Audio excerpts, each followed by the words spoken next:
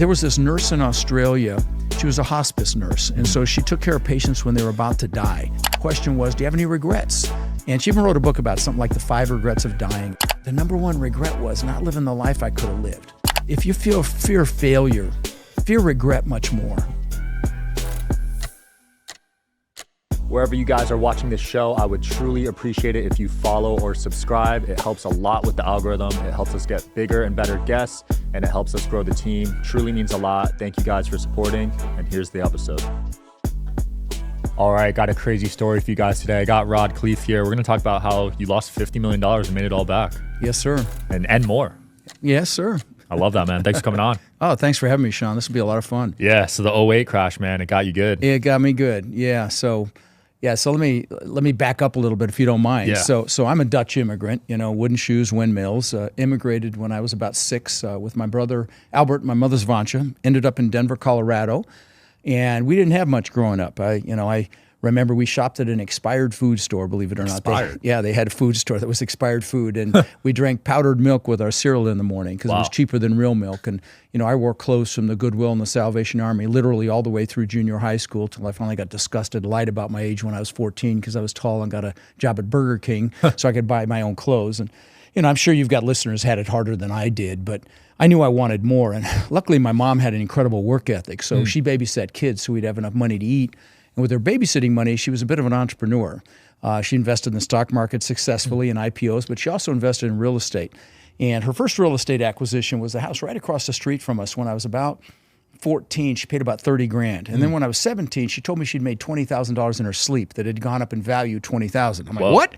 You made $20,000? You didn't do anything? I'm like, screw college. I'm getting into real estate. So I went and got into real estate. And still living at home. My first year I made maybe $8,000. My second year maybe $10,000. But my third year I made over $100,000, which back in 1980 was pretty decent change. So what happened between year 2 and year 3 that caused me to 10x my income? Well, what happened was I met a guy that taught me about the importance of mindset and psychology, and how really 80 to 90% of your success in anything really is your mindset. And fast forward to today, I've owned over 2,000 houses that I've rented long term. In 2006, my net worth went up $17 million while I slept. Whoa. Yeah, and I said, whoa, too. And I thought I was a freaking real estate god. My head got so big I could barely fit it through the door. And, when that happens, God will give you a nice little kick in the you-know-whats. Well, that was 2008. Yeah, I lost $50 million conservatively, really, in 2008. Jeez.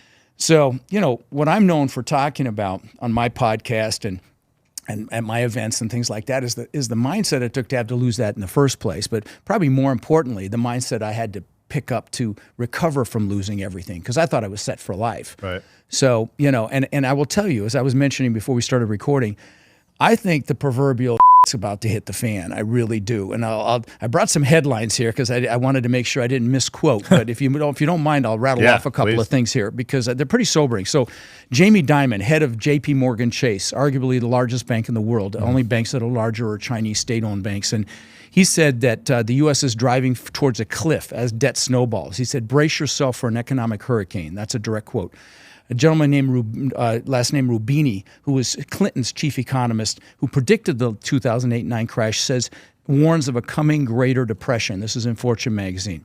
The head of the Citibank's chief economist, Andrew Hollandshorst, told Bloomberg that the U.S. is headed for a hard landing. Even Trump, love him or hate him, said the U.S. economy could reach levels of the Great Depression. Whoa. Here's the thing. What's crazy is right now, we are paying $1 trillion a year on our national debt. And if you want to be blown away, go on Google and Google the difference between $1 million, $1 billion, and $1 trillion. It'll blow your mind how much $1 trillion really is. And right now, we are paying, our national debt is going up $1 trillion every 100 days. Whoa. Yeah, I mean, it's insane.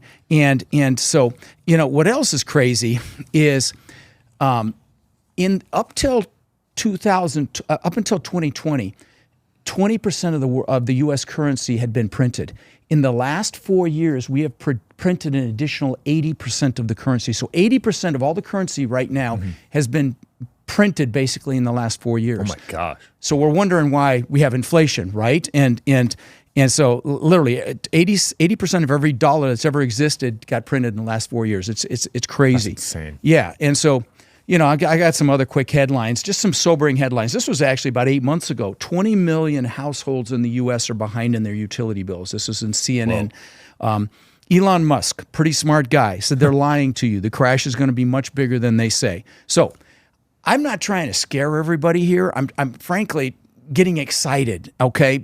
I got my butt handed to me in 2008 and 9. I was hiding under a rock. I got crushed by that wave, but I was around people that killed it in that crash because they were aware that it was possibly coming. They prepared for it. And so that's what, I'm kind of shouting from the rooftops because if there was ever a time to get up to speed on a side hustle, maybe you're listening and you've got a W-2 job, you're not thrilled with it, you and your family deserve more, pick a freaking vehicle right now because I believe everything's going on sale. I wish there were two of me. One would be buying businesses. I think there'd be a great opportunity to buy businesses from baby boomers that are reaching retirement age and they won't be able to sell if there's some economic uncertainty. So there's a great opportunity there.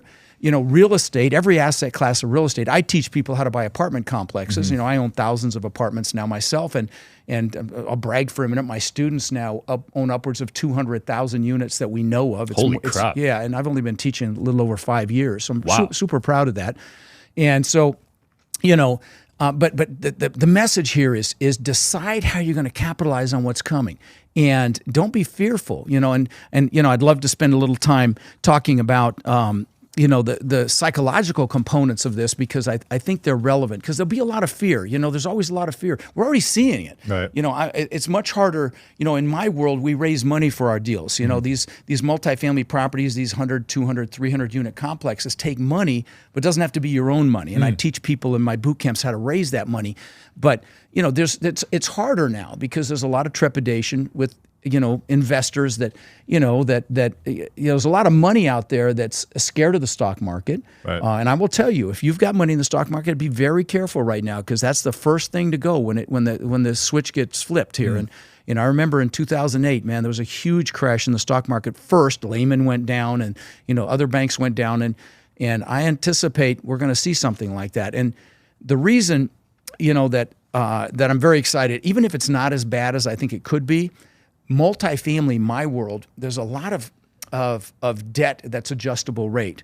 And so these guys bought these things at 3% and now they're 8% interest, which on a multi-million-dollar property is a big deal. Right. And so I'll give you an example. On a very small deal we were looking at in San Antonio, this guy had adjustable rate and his reserve payment went from $8,000 a month to $80,000 a month. Holy crap! Yeah, and I mean, people can't afford that because of the 3 to 8%. Because the bank was projecting how much he'd need to have to refinance the property. This is very common. Jeez. So there's already been some foreclosures. I mean, we just bought a 200-unit asset. Call them assets, this apartment complex in San Antonio for about a 40% discount. Whoa. So we're already starting to see the deals coming in. So again, if you're listening, pick a freaking vehicle, learn it right now because, if you're trying to learn it in the thick of it, it's going to be too late. Right. You need to build relationships. You need to get connected. If it's multifamily, I've got a virtual boot camp coming up here July 13th and 14th. I don't sell anything there. And if you use the code Sean, you can come for $97. Amazing. We'll link it below. Yeah. It's 16 hours of training for. Tell me your excuse, okay? It's $97 freaking dollars. So, if you're serious about wanting to learn real estate, it's kind of a no-brainer because I don't sell anything there. Yeah. But regardless, there are other asset classes in real estate that I think will do great. I wouldn't do office. Office is dying right now. Yeah, but there's other commercial assets like self-storage. There's mobile home parks. There's some industrial that's doing really well. Even retail. I mean, there's a whole Amazon dynamic, but even retail's doing pretty well. But what I'd love to do, so again, pick a vehicle, get up to speed on it. If it's multifamily, come see me. But if it's something else, go learn it and get up to speed. But what I'd love to talk about more, and the reason, I've got a podcast as well. I've been at it quite a bit longer than you have, and you're killing it with this one. Holy crap! But I'm at about 22 million downloads on mine, nice. and yeah, for my That's little really niche good. in multifamily, I'm pretty proud of it. But the reason it's been so successful is I spend so much time talking about mindset and psychology. And so, I'd love to talk about the mindset it takes to actually take action with something, which is the same thing I had to do when I lost everything. It's pretty much the same sequence of events. So if you mind if I chat about that? I'd love to, because you were probably at rock bottom after that. Yeah. No, I mean, I thought I was set for life, and I had 800 houses, I had multiple apartment complexes, and I was only at a 30% loan to value. I only owed 30 cents on the dollar, and I still crashed. Yeah. So the first thing I did when I lost everything, and the first thing you need to do if you're thinking about getting into something, is you got to create a hunger. You got to create a burning desire, because everybody's got fear. Everybody's got limiting beliefs, and I'll talk about that more in a minute. Or maybe you're comfortable. And the comfort zone is a nice warm place, and we all know nothing freaking grows there, right? So you've got to actually push yourself out of comfort to go do something and do this. And so, the first thing you do is you do your goals, okay? And if you come to my boot camp, the one I was just mentioning, that's the first thing we do, goal setting on steroids. Because how do you get anything if you don't know what it is, right? You've got to have some clarity on what it is you want. And more importantly, you've got to know why you want it. And so, by the way, if you're not interested in multifamily, in my link tree, I've got my goal setting workshop. I'm not going to try to sell you anything. It's rodslinks.com. If you're driving, just text links to 72345. And in that link tree at the bottom is my goal setting workshop. There's a guide you can download. Sean, people spend more time planning a freaking Christmas or birthday party than they do designing their lives, okay? This is designing your life. So if you're listening and you haven't done your goals, grab your spouse, do it with them. If you've got a kid that's over 10 years old, have them sit and do it. Do it as a family. Set them up to start looking towards what they want. So again, it's there regardless of whether you're interested in real estate or not. But it starts with goals, because you got to create that hunger to actually take action. Otherwise, you're just you're just excited about stuff, but you never move forward. Right. So the next piece after, and that's what I had to do back then. I had to realign with my goals, because it was very easy for me to focus on losing everything I had, which is what happened. Instead, I had to pivot and focus on what I wanted again. So I reassociated with my goals. Then the next piece is you got to make a decision.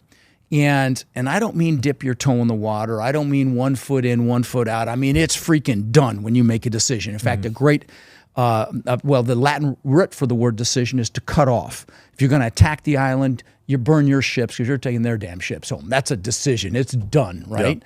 And so, and sometimes that's the hardest decision of your life, to actually take action on improving your life. And for me back then, when I lost everything, it was just a decision to stop my pity party and focus on what I was going to do to pull myself out, and which I did.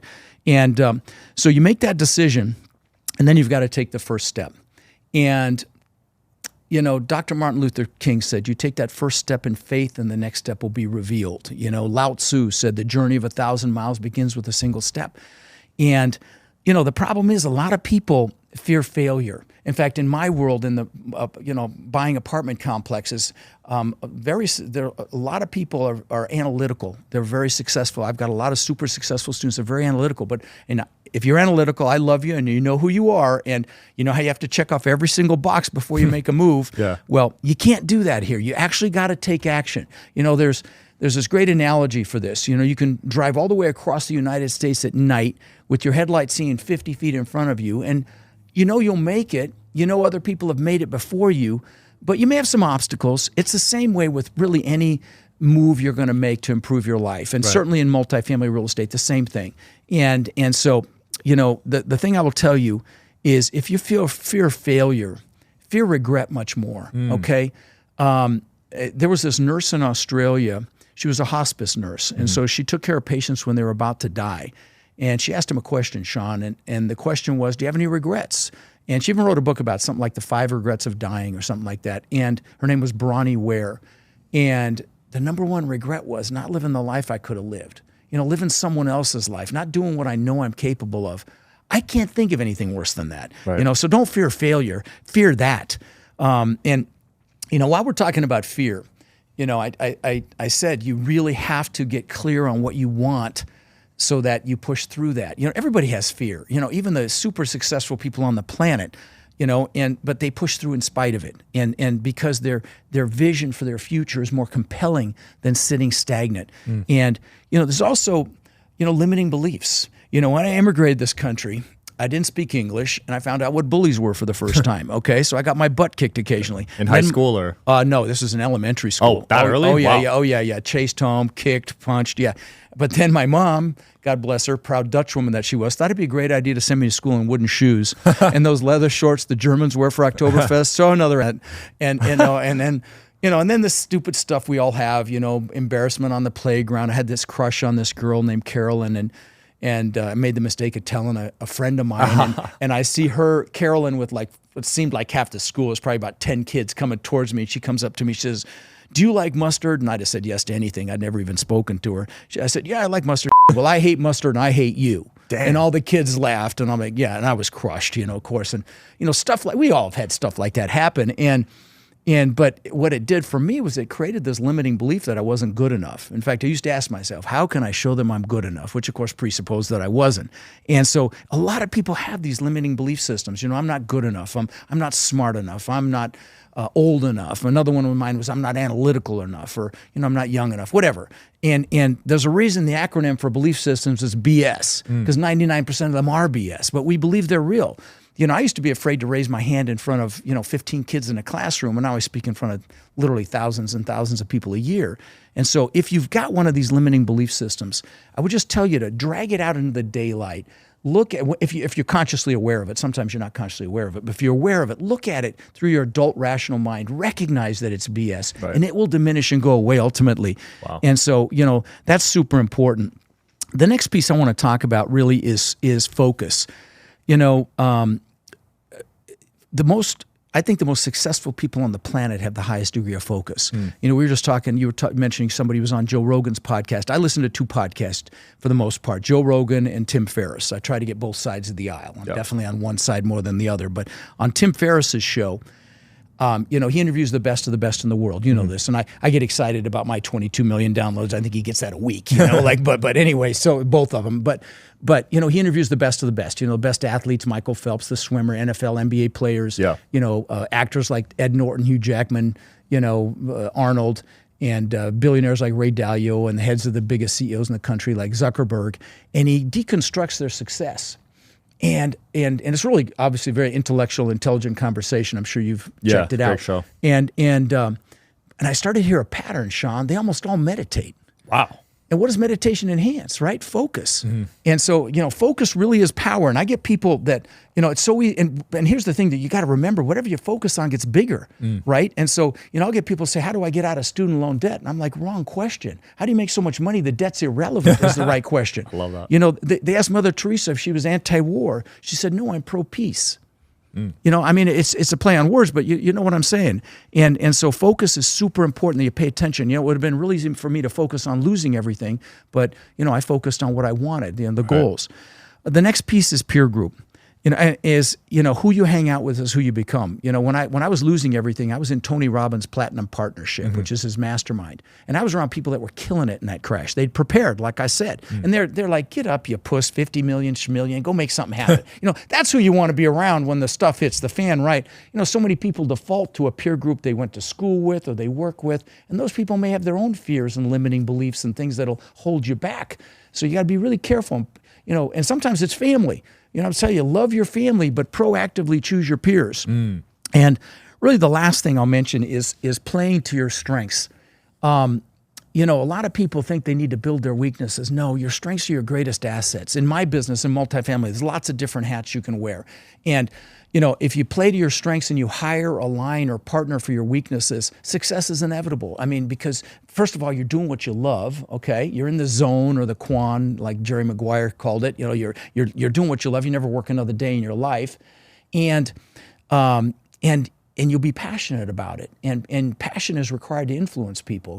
Maybe you can feel a little of my passion. I know your last guest was really passionate as well. And when you love what you do, you're passionate, right? And so, passion's that fuel. Passion, breeds innovation and creativity and helps you get over speed bumps. So again, I'd tell you to focus on what you love and don't fear failure. I got to meet Sarah Blakely, the billionaire owner of Spanx, at a mastermind that I was in, her and Jesse, her husband, and beautiful human being. But she told me at this mastermind that her dad used to ask her and her brother on a weekly basis, what have you failed at this week? Wow. And I thought, what a great question to ask your kids, so they don't fear failure. Because, I call them seminars. That's not a failure. I call it a seminar. It was a $50 million seminar. It was an expensive freaking seminar, but I've built, about 27 businesses. I think I counted. I was shocked there were that many, and several worth tens of millions of dollars, and 3 of them right now are. But most were spectacular, flaming seminars. We really fail our way to success.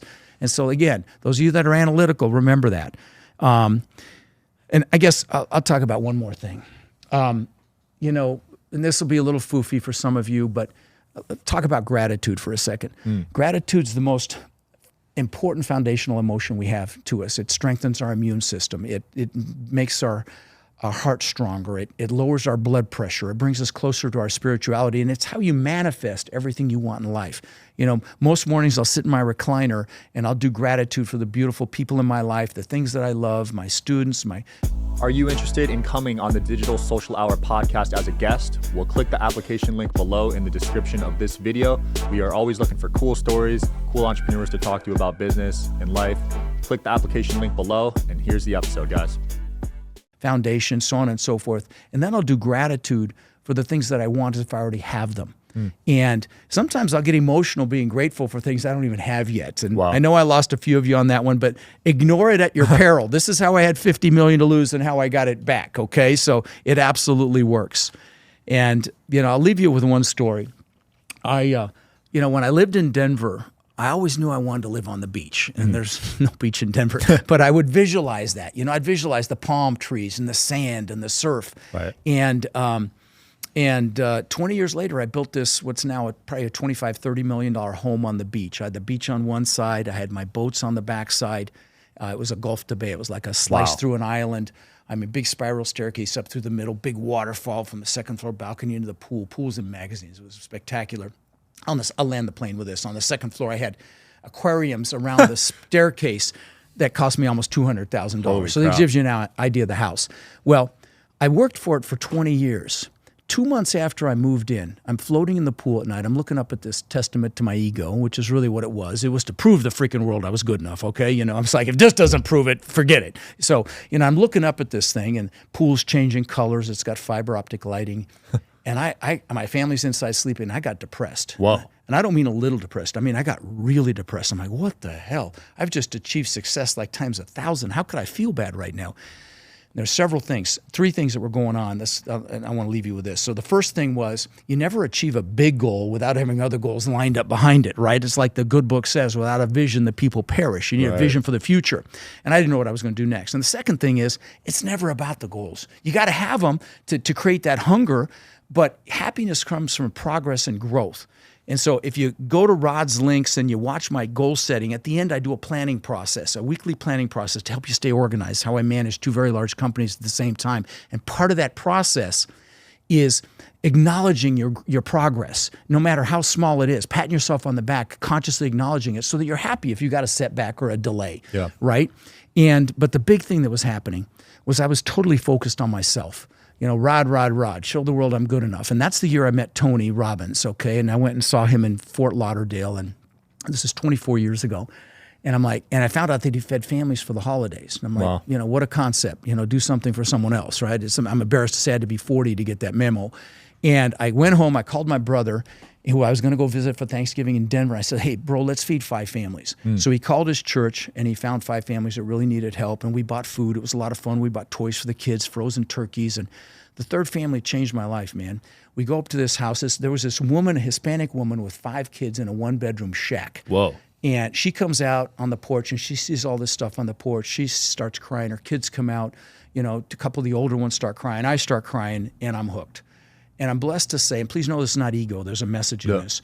I'm blessed to say in the last 24 years, I've fed over 150,000 children in my area in Sarasota with, for the holidays, at-risk kids. And I've provided tens of thousands of backpacks filled with school supplies to local at-risk kids. So we're doing 2,000 here in August.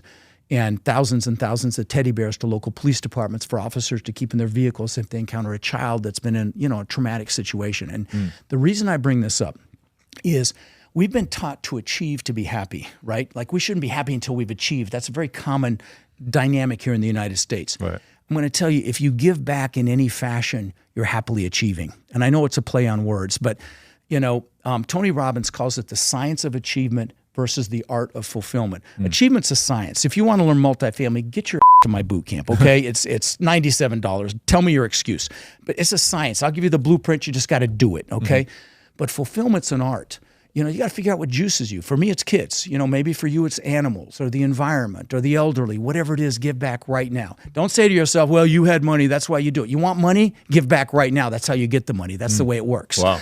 So, I would encourage you, pick your passion, give back right now, and you'll be happily achieving. I love that, because some people wait their whole lives until they die to give back. Yeah. But you should be giving back the whole way up. Yeah, I had to be 40, and I'm embarrassed it took that long, but you'll make up for it with the volume now. That's it. That's what you got to do. And like I said, I think there's incredible opportunity coming if you're not caught up in fear. So, if you're listening, if it's real estate, please check out my boot camp. It's Rod's links, and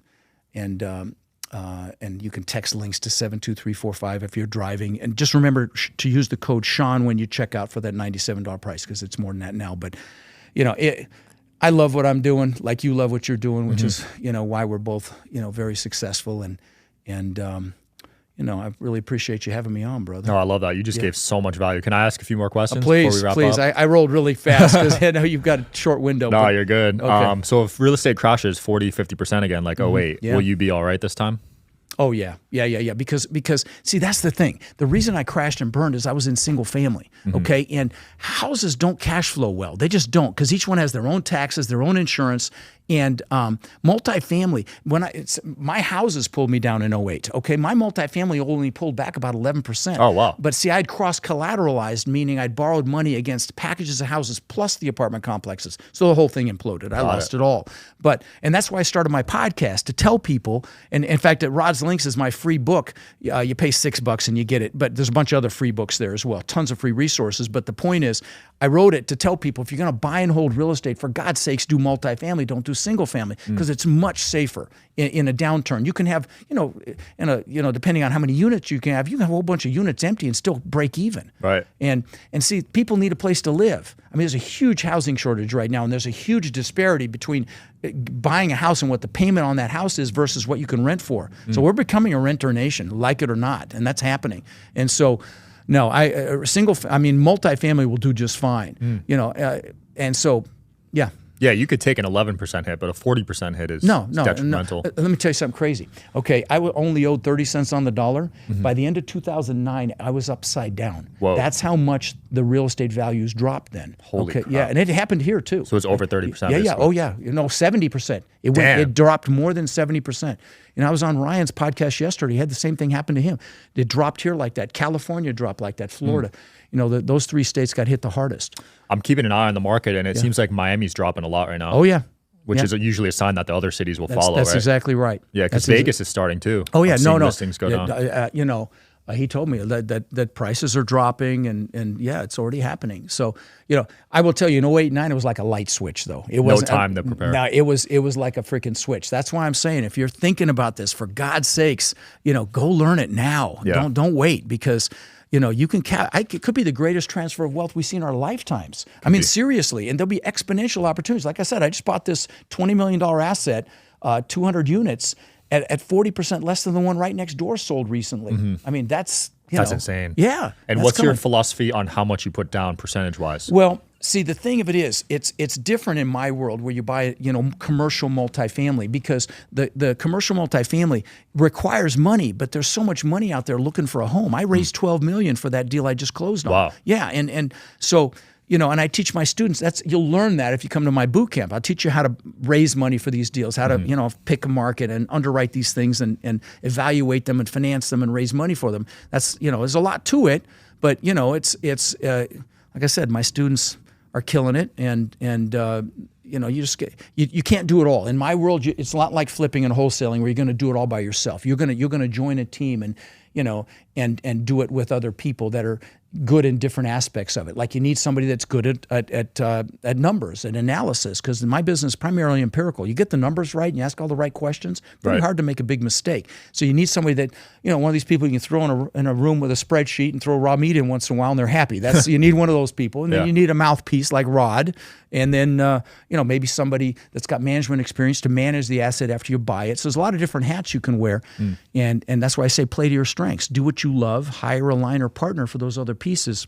I love Success is inevitable. Do you stay within the U.S. because you probably get pitched stuff? No, I get asked all the time. I've got students all over the world. I mean, I've got students in the Netherlands, Africa, all over Latin America, this works Canada, everywhere. Israel, Turkey. Yes, it does. But a lot of them come here to invest, believe it or not. A lot of them they'll partner with warriors. That's my coaching students called warriors. They'll partner with warriors here domestically to buy here. Now, some of them buy in their own countries as well. The strategies are the same. The only differences are the financing might be different there. The entity structure might be different there, but the basic strategies are buy based on cash flow, are universal anywhere. That's awesome, man. How long did it take you to recover after that $50 million loss? It took a bit.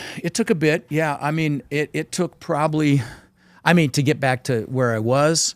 I'm just now getting back to where I was. Oh, so 15 years? 15 years. Wow. Yeah, to get back.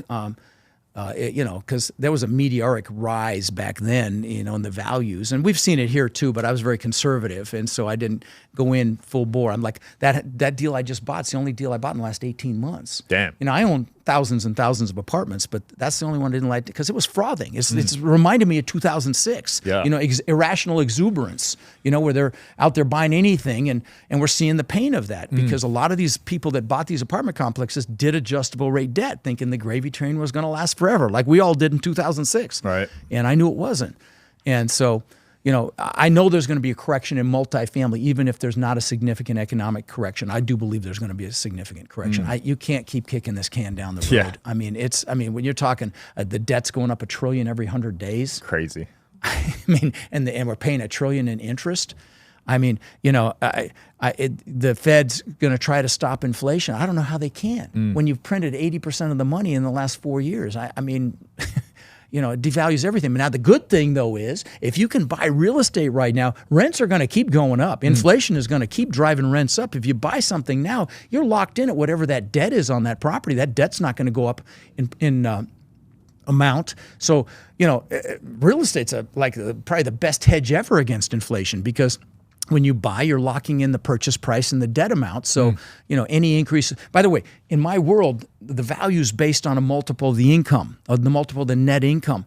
And so any increase in that net income, this is for a commercial multifamily, 5 units or higher. 2 to 4 units is residential. The value is based on comparable sales. But 5 units or higher, it's valued on the net income. Let me give you an example. That I have a property a mile away from that 200 unit I just bought. It's 296 units in San Antonio. It's literally a mile away. And we painted numbers in the parking spaces, okay? And because it was kind of scattered and people had to park a ways away to have their own, be in front of their parking unit. But we allowed them to pay $25 a month to have a parking spot reserved just for them right by their unit. We had 100 people take it. Wow. That was a $750,000 instant increase in value. Holy crap. Yeah, now here's why. And I get hate for this all the time. You can't do math, you're full of but here's how the math works in my world, okay? You annualize that number. So you take that 25 times the 100 people that took it, and I think it's 18,000 for the year if I'm doing my math right. But then you divide that by what's called a capitalization rate, which is how commercial real estate is valued. And you do a 4%, divide that 18% or 18,000 by 4% is $750,000. Whoa. And that's the value increase. I'll give you another example. I had an asset, call them assets, that's the nomenclature, but a 101 unit apartment complex in Dayton, Ohio got destroyed by a tornado. Thank God nobody died. A couple people had to have surgery. No kids got hurt, thank God. But I got there and I'll tell you a quick story. I got there the next day and there was this woman, all 101 families had to move. They shut the power off, water off, everything. She's pulling clothes out. And I said, were you here when it happened? She said, yeah. And she said, my son was upstairs in his bedroom, and thank God his phone went off with the early alert system. By the time he got down and woke me up, his bedroom was gone. And she pointed, and it was freaking gone. I can show you a picture after we're done here. Yeah, it was crazy. And so thank God nobody died. But anyway, the point here is we rebuilt that place, and we got a $600 per month increase in rents. That was a 10, depending on what cap rate you use, a $10 to $12 million increase in value on 101 units. Holy crap. Yeah, so, yeah, I mean, it's exponential, and that's why we love this freaking business, because you buy one of these and you increase, you do what's called a value add play, where you fix it up, like that. Like we're spending about $4 million on that 200 unit we bought. We're getting big rent bumps, and it exponentially increases the value. And then you could take a loan out against it, right? Then with it's the new that value. BRRRR method. You've heard that BRRRR method. You buy, renovate, refinance, repeat. It's just that on a much bigger scale. Wow. Yeah. And at that volume, 8-figure volume, you can make. Yeah, it's coming. I mean, I'm telling you that the last couple of years, the deals have been hard to find, which is why I backed off for the last 18 months. But they're already starting to come. And you're patient and disciplined, man, because a lot of people would want to invest. Well, a lot of people didn't. A lot of people did it, and they're in trouble right now. Because the interest rate was too high? Yeah, and they've got these high interest rates, and they can't sell because sales are down 90% right now. Damn. So the people, 90%. So the people that are selling, if you see something up for sale right now in the multifamily space, they have to sell. Wow. I mean, there's just no know they're desperate. Nobody's going to sell right now unless they have to sell. So there's something going on. Right. And they can't refinance either. Okay, so if you've got debt coming due, by the way, that adjustable rate debt is short term. So it's like typically 1 to 3 years. And so the debt comes due, you got to sell or refinance. To refinance, you've got to meet what's called debt service coverage requirements. In my world, they look at the property's ability to service the debt. They don't care what your income is. They want to make sure there's enough income on that property to take care of the debt. So with the interest rates going up, they can't satisfy those requirements. So refinancing is pretty much off the table as well. So it's proverbial it's about to hit the fan, man. That's scary. I just bought down my interest rate because 8 was too much. Yeah, did you? Good for I'm you. at 6.5, which is still pretty high. But 8% is just. But no big deal. You're in this house, right? I'm writing off most of it because I'm building a studio. Oh, perfect. Smart. Backyard I'm using for masterminds. Oh, perfect. But you can refi when the rates come down. And God help us if they don't come down, because this debt we're paying on this debt that we have. Oh yeah, it's scary. I mean, at some point, it's just something's gonna happen. You think the selection is pretty big for the real estate? Oh, it's huge. Yeah, I think so with crypto too. I think it's huge. Because Trump is really pro crypto. I think it's huge, and God help us if there's not a change. That's all I can tell you. God help us. I mean, we can go down that political rabbit hole, but I am definitely about as red as it gets. And I will tell you, if we don't change, I think we're in really deep shape. Damn. Does that impact your fundraising when you're so heavily on that side? Yeah, I get some hate. But honestly, if you can't see what's going on, if you can't see what's happened the last 4 years in this country, and I mean, please do some homework, do some research. If you're listening, got irritated by what I just said, please do some research to get your head out of CNN and actually look and see what's going on, because I mean, it's sobering what's happening, and they're still, and we're sending all this money to Ukraine, and don't get me started. I mean, it's people are so emotional, but they should be more objective and just look at the data. That's it. The data says it all. It's right there. You can't argue with numbers. No, you can't. I mean, look at where we were back then and where we are now. And I was never political until very recently. Same. Yeah, I didn't. I used to say I don't vote. It just encourages them. But that was my line. And now these last 8 years, it's been like, holy crap. Yeah, I used to not care at all. Yeah, But being in business, it actually affects us at a pretty significant level. It's huge, man. It's huge. I mean, certainly in my world, it's huge, and there's a lot of carnage going on right now, and it's going to continue. And I think it's going to hit everything. I think there's a lot of layoffs they're not telling you about either, by the way. Yeah. It's definitely in the tech sector, lots of layoffs happening that are, Damn. In fact, I had a quote, I don't know if I brought it with me, that like in 51% of the companies are expecting layoffs. Holy crap. I did, 51%. That's insane. We're paying $2 billion a day on interest right now. $2 billion a day. Yeah. Inflation was 1.4% at the beginning of 2021. And now it's, you know what it is. And company valuations are tanking right now. Oh, yeah. You used to be able to sell your company for 20x multiple. And real estate as well. Okay. And so there's going to be deals, and they're coming. It's inevitable. Yeah. And so, but here's the thing. In a crisis, cash is king. Now, it doesn't have to be your own cash, but your ability to raise cash. And that's why, learn how to do that. I mean, you and I have a great platform where we can do it easily. I can just talk about it on my podcast, you as well. But, if you're listening, I'll teach you all this stuff. I'll teach you how to go out and do this if you want to learn from me, but learn how to raise the money, because if you have the ability to raise money, man, you're going to be able to clean up. Powerful skill. Clean up, man. I mean, if you can buy this stuff at 20, 30, 40 cents on the dollar, you're golden. I mean, listen, if I hadn't been hiding under a rock in 2009, I'd be on the back of a 300-foot yacht right now because there were that kind of opportunities back then. But I was, I was shell-shocked. And it's about to happen again, though. Yeah, so. Listen, I got crushed by that wave. I'm surfing this one. Okay? I love that. This could take you to billionaire status. No, I think it can. I can take a lot of people to billionaire status and certainly multimillionaire status, but you got to push through the fear. That's why I said start with the goals, make a decision, take the first step, go learn. If the first step is learning from me or somebody like me, go do it. Do it immediately. And you could capitalize on what's coming. Don't be afraid to throw out low balls. No, not right now, because if it's for sale, something's going on. Yeah. Period. Nobody is selling real estate right now unless there's a problem of some sort, because nobody's like, well, I just decided to sell now. Yeah, BS. No. I love that. Yeah. Rod, it's been fun. Where can people find out your sites? And go to Rod's links or text links to 72345. That's my link tree, and there's just a ton of free resources there. I've got a #1 best-selling book. You just pay the shipping. You can get that one for like $6, but I've got a dozen or more free PDF books that are really, best in class, 200, 300-page books. They're fantastic. And my boot camp site is there. And to remember, when you check out, if you decide to come to my virtual boot camp, use the word Sean on the checkout so that you get that $97 price. Perfect. And, we'll link that below. Thanks so much for coming on, man. Thanks, that was brother. great. It's a pleasure to meet you, man. Absolutely. Thanks for watching, guys. As always, hopefully you learned something cool. See you tomorrow.